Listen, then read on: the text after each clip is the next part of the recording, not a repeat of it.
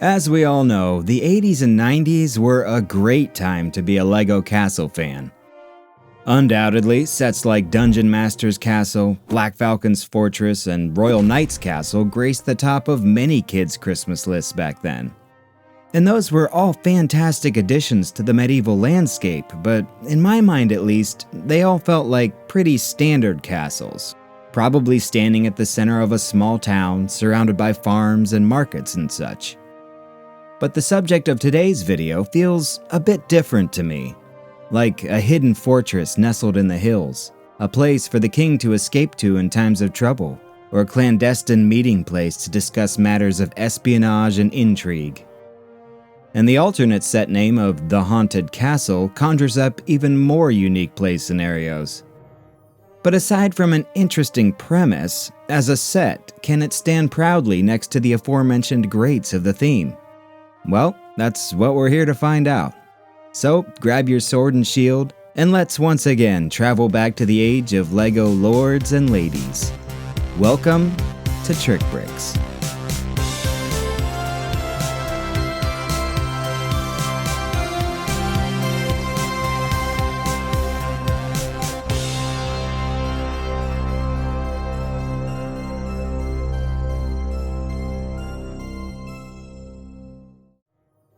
Hello again everyone, I'm Jamie. The Lion Knights, aka Crusaders, enjoyed an incredible 8-year run of sets beginning in 1984 until their retirement in 1992. They even had a few re-releases after that. And of course, made a triumphant return in 2022 for LEGO's 90th anniversary. But while they could boast over 20 sets in that original run, only 2 were large fortresses, and this was the last. But being last, it also featured quite a few firsts. By the numbers, 6081 Kings Mountain Fortress was released in 1990, contains 435 pieces, 8 minifigures, and originally retailed for $58. Adjusted for inflation, that would be close to $150 today. While I personally find the price per piece metric flawed at best, if you're interested, that's equivalent to 35 cents per piece. A big reason for that is probably due to what makes up the foundation, which is also one of the firsts I mentioned. Only being introduced the previous year in Eldorado Fortress, this iconic 32x32 raised baseplate, a staple throughout the 90s, made its debut in Castle right here. And this specific version, with its printed rock design, was only ever seen in one other set. As we begin our tour, one of the things I appreciate most about this build is its asymmetrical design, which was yet another first for LEGO Castle. Before this, everything was pretty much mirrored from left to right, with only slight differences, the biggest being the offset tower at the rear of Black Falcon's fortress. This was a bold deviation from the norm at the time, and I like that. Before we go inside, a few notable details can be found on the surrounding mountainside. At the front corner stands a small pine tree, which, interestingly, doesn't quite fit where they tell you to put it. I've tried rotating this all around, but no matter what, it's too close to the base plate to sit flat. I'm not sure what's going on, but thankfully, I can remedy this by adding a plate or two. At any rate, these pine trees were a pretty common sight at the time, but the rear corner is home to a curious tree build we had never seen before, and would never see again. Utilizing a few more elements that had just seen their introduction in Pirates, this is, if nothing else, a very unique looking tree. And it can boast being the very first brown tree in the castle theme, which at the time was dominated by black representations. Its foliage is a bit one-dimensional though, so I like to spruce it up by adding some additional leaves to the top here.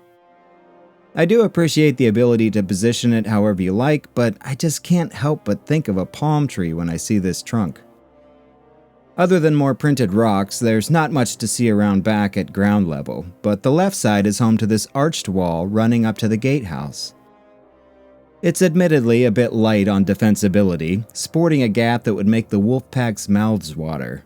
But it looks nice, and you'll notice the Technic pin here that allows you to connect any of the other modular style sets in the 80s and 90s castle system. or you could just build your own custom edition. The Gatehouse features a few interesting functions. Of course, we can lower the drawbridge, which was the first of its kind to be actuated by a proper winch element, not just a string tied to a brick or plate. The connection point here is interesting, utilizing some Technic plates and these modified 1x2s with bars. This gives us 0 friction, which is good, but it also feels a bit wobbly and weak. I would have expected better craftsmanship from the Lion Knights. The string just runs through these bar plates and back up here, where it's held in place by sandwiching it between the bricks. Placing this brick is actually the last step of the instructions. A pair of pennants fly in the mountain air, and there's tons of room here to station guards, of which we get 2. They're identical, save for their weapon of choice, and they both sport the Lion Knight's crest on their torsos and shields. To the left, we'll find a torch, and to the right, a spear clipped to the wall within easy reach.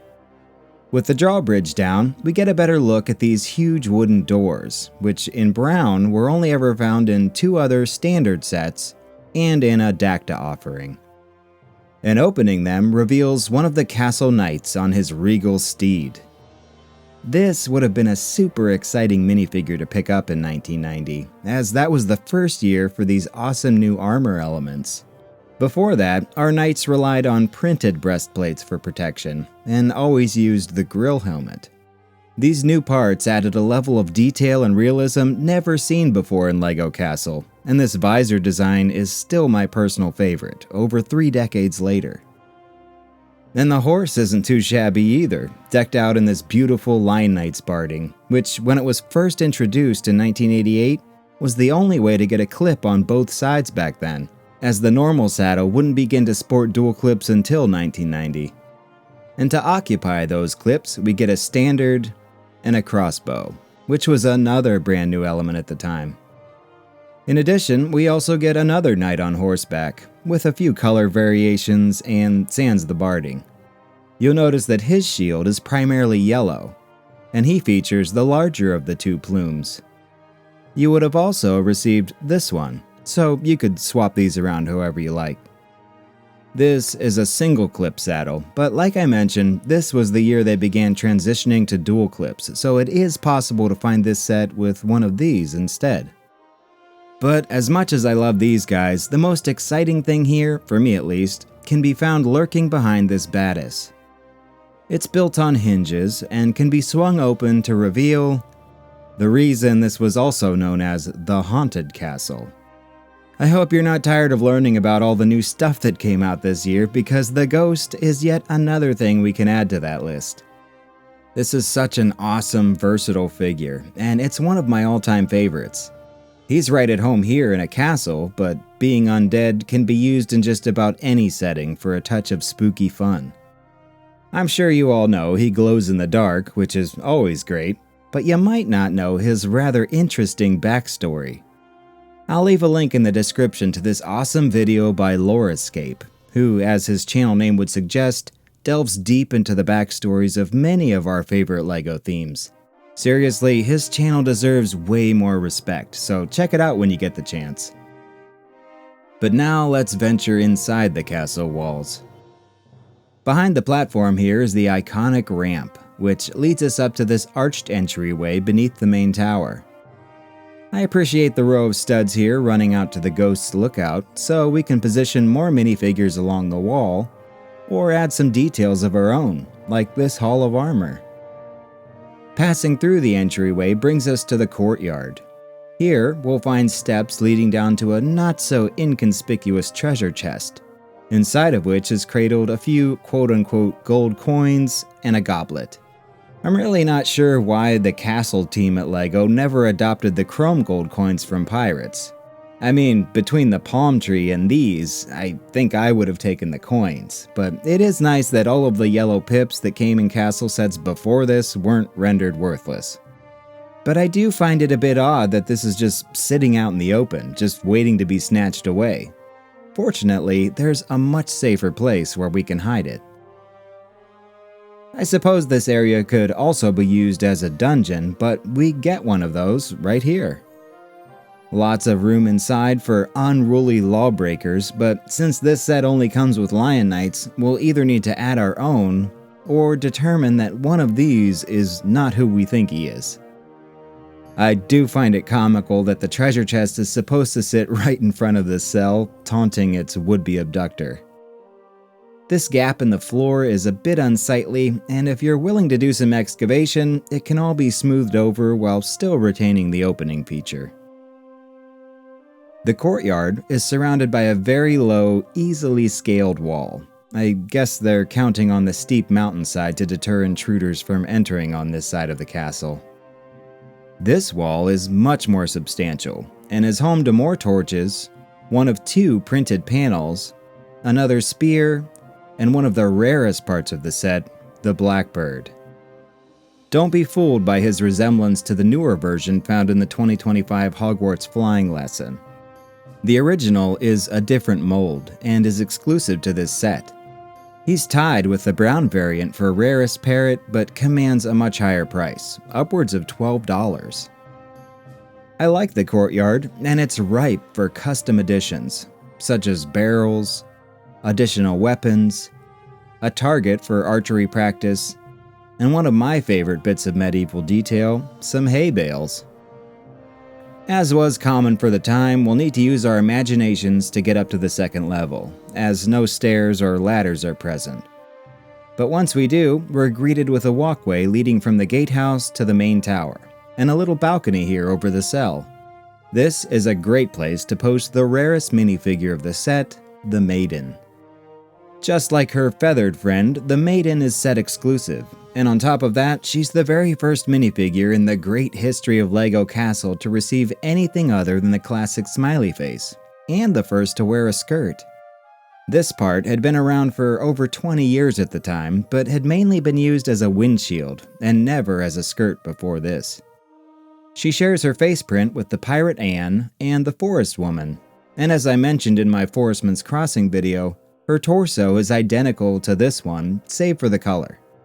This got me thinking that perhaps these two are actually one and the same.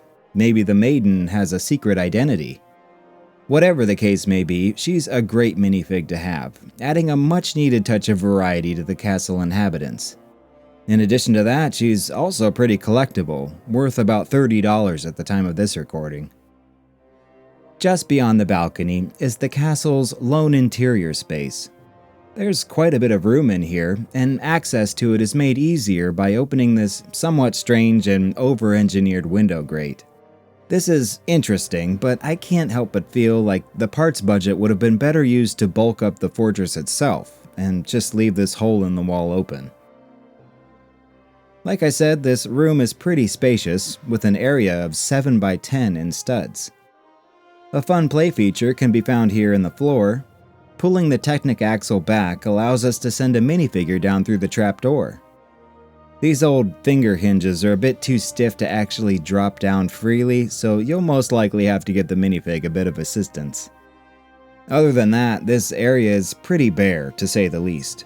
But, as you can probably tell, I'm a big fan of adding my own period-correct details to these old sets, so let's see what we can do about that. Working from my idea that this fortress is a hidden outpost where the elites plot their secret plans of battle and espionage, I've opted for a table for poring over maps, with the best 90s representation of a candle I could come up with, a throne for the king, who, despite the name of the set, you'll need to add as well. I know the crown wouldn't come out for 5 more years, but it's just too good not to use. And just in case anyone needs bribing, a barrel full of gems. And even after all that, the Trapdoors still functions, in the event that tensions arise. Once again, using the power of imagination, we find ourselves at the highest point of the fortress, where 2 more pennants are catching the mountain breeze, and this very cool double crossbow weapon stands guard. I like how there's even a little handle here for maneuvering this thing around, and we can tilt the crossbows up or down to adjust their range. And if you like crossbows, we get 2 archers in the set. Like the guards, these guys are identical twins, and they're given shields, which wasn't often the case for archer minifigs, but I'm not complaining. Nowadays, these little beauties can go for a couple bucks each. and the front of the tower is home to the final printed panel. One last addition I'd like to make are a few more bits of foliage to really give this a mountainside feel. So, is this the greatest LEGO castle ever? No. In fact, I personally don't even really consider it to be a proper castle in the traditional sense of the word. To me, it's more like Wolfpack Tower on steroids. And that's totally fine because I actually think seeing this as a remote mountain getaway lowers our expectations a bit and allows us to see just how good it really is for what it is when we're not comparing it to something like Royal Knight's Castle. It was so innovative in so many ways, was home to so many firsts, and signaled the beginning of a new era in the castle theme as a whole. If I was going to use this as the King's only castle, I'd want to see more structure, maybe an extension of the tower across the rear, and taller walls around the courtyard. That would certainly be a cool project to tackle, but for now, I'm happy to see this as the King's mountain fortress, not his fortress. Now, I was incredibly fortunate to get this in the $50 Hall of Halls I mentioned in the Black Monarch's Castle video. But if you want to add it to your kingdom, you can expect to pay, on average, about $250. That's skirting pretty close to overpriced in my opinion, so I'd be patient and wait for a good deal. But I'd love to hear your thoughts. How do you feel about King's Mountain Fortress? What additions would you make? Let me know in the comments. While you're at it, if you like this video, give it a share with your castle-loving friends. And if you haven't done so, I'd also appreciate a like, hype, and a follow. And since the algorithm has been wreaking havoc on the channel lately, hit that notification bell so they can't hide my next video from you. But that's all I've got for you today. I'll be back again soon, but until then, this has been Jamie for TrikBrix. As always, take care and play well.